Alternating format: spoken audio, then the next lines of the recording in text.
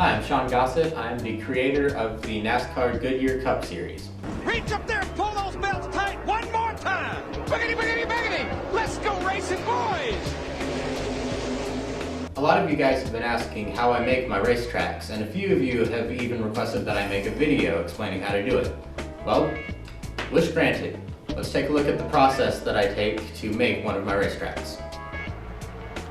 Looks like we've got a 4-car breakaway of Kurt Busch, Brad Keselowski, Denny Hamlin, and Jimmy Johnson.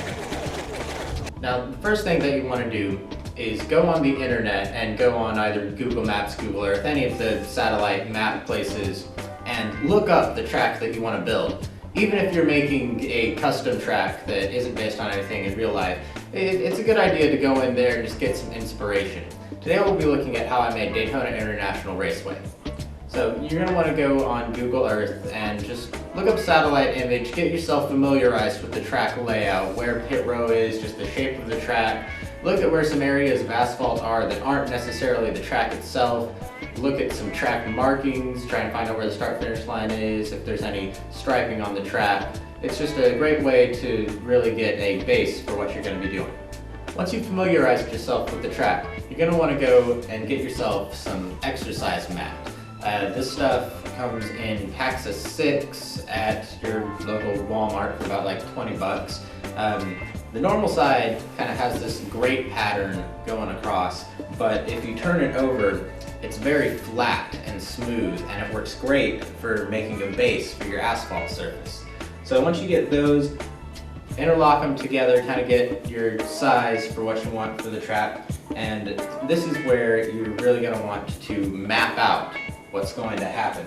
So what I like to use for my ruler tools is a slot car track. Slot car track works great because it's already kind of in the scale of the cars that you're going to use. You get a nice smooth corner to draw out, and I dropped it there, whatever. We're going to take this slot car track, just put it down, and take a pencil and very lightly just kind of trace out the track that you want to make. Once you've gotten your tracing, you've got to be very light because this surface will get permanently poked in if you put too hard. You're going to want to take some masking tape or painter's tape and tape off every part of the track that you want to be asphalt. Anything that is already just going to be the surface of the track, pit row, any parking lots, the infield, whatever, you're going to want to tape all of that off. Once you get your whole track taped up, you're going to go and get yourself some spray paint. A typical just gloss green will do, or if you're doing desert, get some tan. But get some spray paint, go outside and just put a few coats on your track. And it might take a few coats because the surface of the exercise mat is really absorbent, so it doesn't really come through until about coat number 2, coat number 3. Once you're satisfied with the amount of green you have on your track, it's time to put in the track markings. Remove all the tape and get yourself a white and a yellow paint pen and start putting in all of the track markings. Put in the pit boxes, put in the lane stripes, the start-finish line, the apron. You're going to want to get multiple markers for each because, again, the surface is very absorbent and it will dry these things out super quick. But just be patient, get all your markings in, and when you're done with that, it's time to put in the retaining wall. Cars, you're riding along with Mark Martin pushing Dale Earnhardt Jr. Looks like that group is coming to the front. This is weather stripping. You can find it at any hardware store. It's usually pretty cheap, about $3 for a 10-foot pack like this. This is what you're going to use for your retaining wall. I've got some open stuff right here. This works great as your retaining wall because it's made out of this kind of foam material, which means it bends really easy. You can get it around the curves of your track without having any sharp edges. And it's got a sticky bottom here, like tape. So you don't have to use any glue, you just stick it right down, bend it around the curves. It's a fantastic material for making walls. It is a little thick, but in the end it looks really good. Here comes Dale Jr. on the outside. Looks like he's going to get a nose in front of Jeff Burton. now that you've got the track itself finished, it's time to add some grandstands. Go to any hobby store like Hobby Lobby or Michael's or maybe Joann's has it. I'm not sure. Maybe you've never even heard of that because that's a local thing. But oh well. And get yourself a brick of floral foam. Well, actually, you want to get lots of bricks of floral foam, and maybe even a serrated styrofoam knife, because those really help. Floral foam bricks are covered in this dust all the time, and it gets everywhere, and it's really annoying. So you're also going to want to get some kind of white or tan-ish masking tape to cover it. But what you're going to do is get a brick of floral foam and cut it into this kind of triangular prism. You'll want to cut right across the long end to kind of make this grandstand shape that you see right here. Probably can't see that very well, but too bad. I think you'll get the gist of what I'm saying. You know what shape grandstands are. So do that and then just cover it in the white tape so that you don't get the floral foam dust everywhere, because that is super annoying. And it also just kind of gives a nice industrial look to your part that isn't covered in fans, but whatever.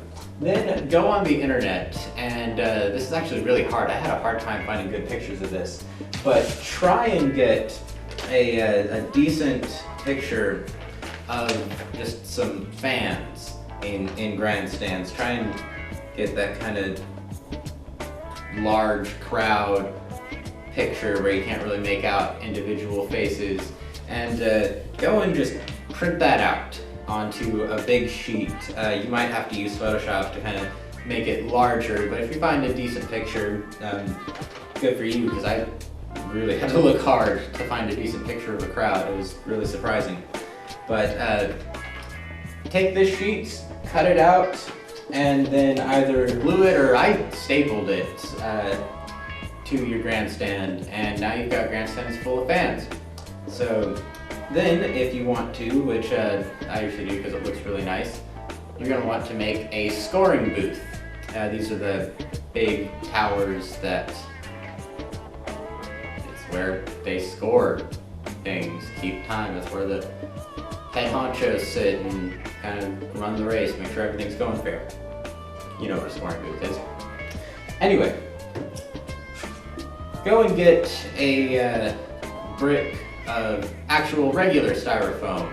Yay, this doesn't have the really annoying dust on it. See, it says this is 2 inches by 4 inches by 12 inches, which really matches with the 6-inch floral foam bricks that you go with. You can just chop it and it works. So get one of these, cut it right down the middle like that, so that you have this kind of rectangular thing going right here. Grab a Sharpie and a ruler and just kind of draw in some black lines for the windows. Get some toothpicks, stick them in, and then just stick that right into your grandstand, and you've got a nice grandstand with a scoring booth. So just make a ton of those. Sometimes if I have grandstands going around corners, I'll chop this in half so that you kind of got a more modular system. You got less angles to cover. Not really sure if I worded that right, but you'll figure it out. So here's a look at the final product. See, we've got the stands are in there, all of the track markings are in there. I even threw in Lake Lloyd just for accuracy. That's where the satellite images really come in handy, so you can really get the details in there. One of the things that you are going to have to consider is if you wanted to make a to scale track, it would take up pretty much your entire house. So you do have to make some compromises when you're condensing whatever track that you decide to build onto a more manageable size or space. The other thing is you may see the Daytona logo in the infield and on the scoring booth in this picture. And those aren't hand-drawn. I'm a terrible, terrible artist when it comes to drawing. I have such shaky hands.